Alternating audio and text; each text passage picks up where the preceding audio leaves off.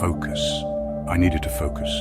My mind wouldn't cooperate. It felt like trying to catch smoke with my bare hands, slipping through my fingers every time I thought I had a grasp.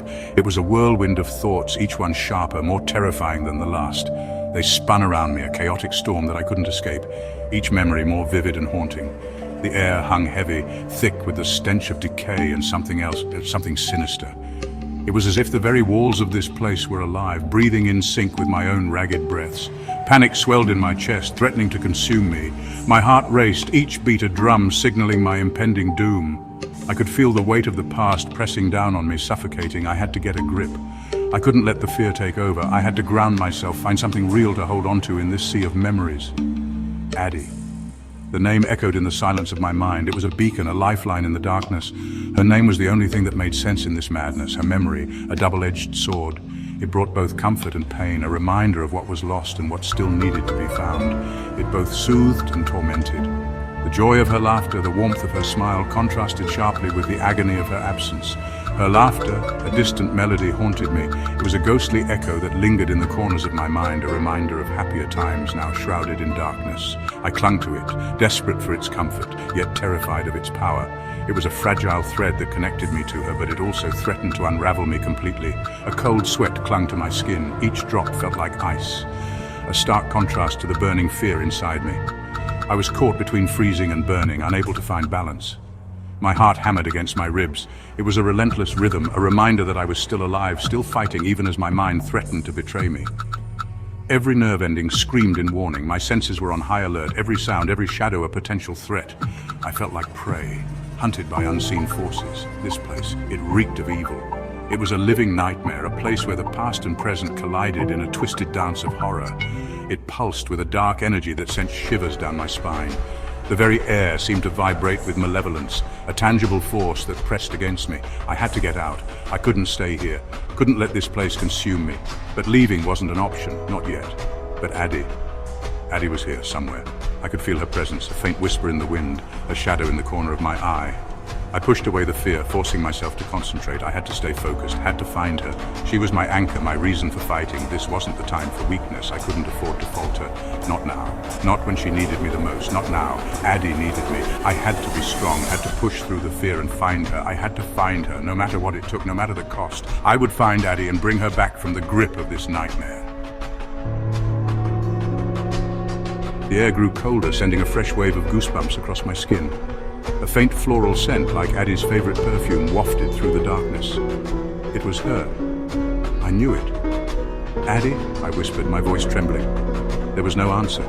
Only the echo of my own fear reverberated in the oppressive silence. A floorboard creaked in the distance. My head snapped up, every sense on high alert. Shadows danced in the periphery of my vision, taunting me. The scent of lilies intensified, swirling around me like a phantom embrace. I reached out, my fingers brushing against something cold and ethereal. It vanished as quickly as it had appeared, leaving me grasping at empty air. I was losing myself in this haunted labyrinth, losing myself in the memory of her. A low growl cut through the silence, jolting me back to the present danger. 4 men. I could see their silhouettes now, emerging from the shadows like wolves stalking their prey. Their eyes glinted with malice, their faces twisted into cruel sneers. Fear, cold and sharp, pierced through me. I was outmatched, outgunned, but I couldn't give in to it. Not now. I had to protect her. Get away from her, I growled, my voice surprisingly steady. The men laughed, a chilling sound that echoed through the empty house. They weren't taking me seriously. They would learn soon enough. I wouldn't hesitate to fight. Adrenaline surged through my veins, sharpening my senses. My muscles coiled, ready to spring. I had one chance. "Leave her alone and you can go," I said, my voice low and dangerous. The room fell silent, the tension thick enough to cut with a knife. I could feel the weight of their eyes on me, assessing, calculating. It was a bluff. I couldn't let them leave, not with what they knew. The secrets they held could unravel everything, could put everyone I cared about in danger. But I had to try, had to buy some time. Not with what they might do to Addie. Their laughter intensified, mocking my defiance. It echoed off the walls, a cruel reminder of the power they held. They thought they'd already won. One of them, a hulking brute with a cruel scar slashing across his cheek, took a step closer. His presence was overwhelming, a physical manifestation of the threat they posed. He loomed over me, his shadow swallowing the light. "And what if we don't?" he sneered. I met his gaze, refusing to back down. My heart pounded in my chest, but I couldn't show fear. Not now, not when so much was at stake. "Then you'll regret it." A flicker of movement caught my eye. I had to stay focused, had to keep my wits about me. Any sign of weakness could be the end. A young woman, her face pale and drawn, cowered behind the brute. She was terrified, and I couldn't blame her. She had been caught in the crossfire of something much bigger than herself. Her eyes, wide with terror, met mine, pleading for help. They were a silent cry, a desperate plea for salvation. I couldn't let her down, Claire. I'd made a promise to keep her safe. It was a promise I intended to keep, no matter the cost. She was more than just a victim. She was a symbol of everything I was fighting for. I wouldn't break it, not for anything. My resolve hardened, and I felt a surge of determination. This was my stand, my line in the sand. "Let her go," I demanded, my voice hardening. The words were a command, not a request. I had to project strength, had to make them believe I was in control. She has nothing to do with this. She was innocent, a bystander in a dangerous game. I had to protect her, had to find a way to get her out of this alive. The brute tightened his grip on Claire, his face contorted with rage. "Stay out of this," he snarled. Before I could respond, a high-pitched giggle echoed through the hallway. It was a chilling sound, at odds with the palpable fear that hung in the air. A young girl, no more than 10 years old, materialized from the shadows. Her long black hair cascaded down her back, contrasting sharply with the pristine white nightgown she wore. Her eyes, large and luminous, held a wisdom that belied her age.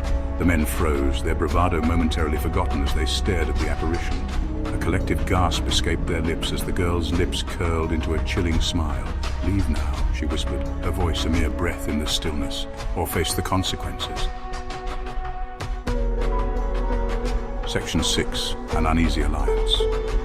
The men hesitated, fear battling with their ingrained brutality. They were not used to feeling this way, their usual confidence shaken by the presence of something they couldn't quite understand. The alley, usually their domain, now felt like a trap, closing in on them with every passing second. The girl's words seemed to hang in the air, charged with an unseen power. Her voice was calm, yet it carried a weight that made the men falter. She was not just speaking, she was commanding the very atmosphere around her.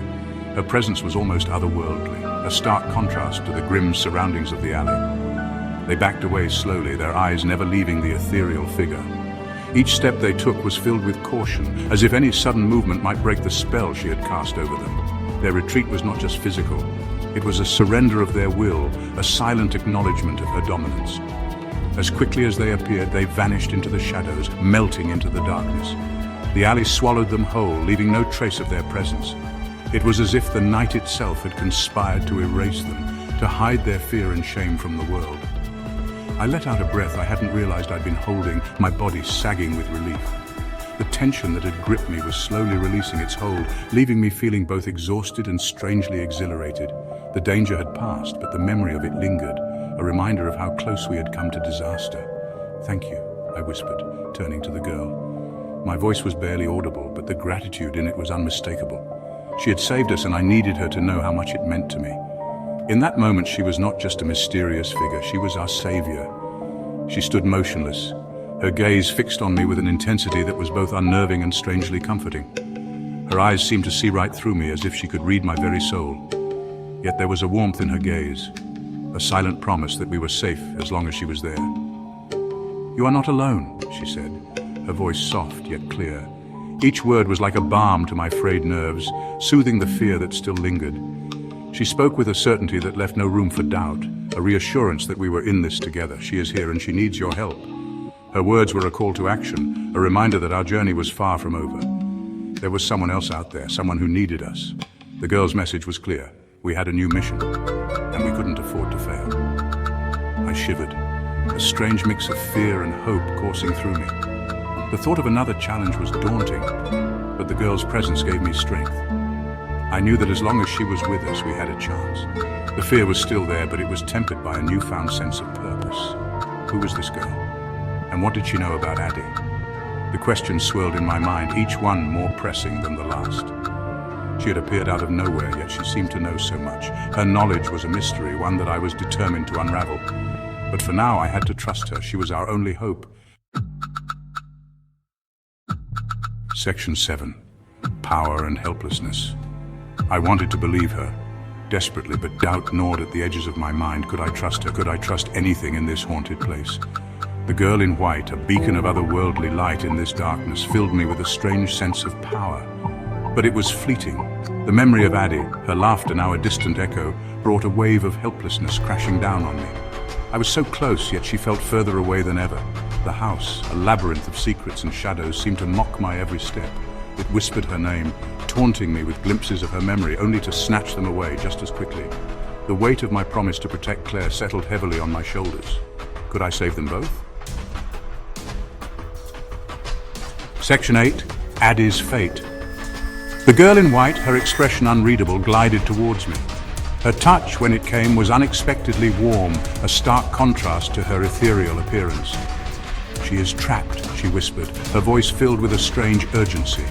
"They are keeping her prisoner." My blood ran cold. Prisoner, who were they? The men who had been here? Or something more sinister, something lurking in the shadows of this house? Fear, primal and consuming, threatened to overwhelm me, but I pushed it down, refusing to give in. I wouldn't let them break me, not when Addie needed me. "We have to find her," I said, my voice firm despite the tremor that ran through me.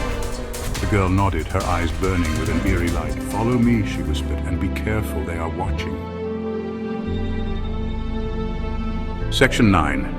The Search for Truth. I followed her deeper into the heart of the haunted house. Each step I took filled me with a growing sense of dread. The air grew heavier, thick with the stench of decay and the cloying sweetness of lilies. Shadows danced at the edge of my vision, whispering her name, taunting me with glimpses of her face. But they vanished as quickly as they appeared, leaving me grasping at empty air. I knew the truth was here, somewhere in this labyrinth of darkness, and I would find it. I had to. For Addie, for Claire, for myself. The search had just begun.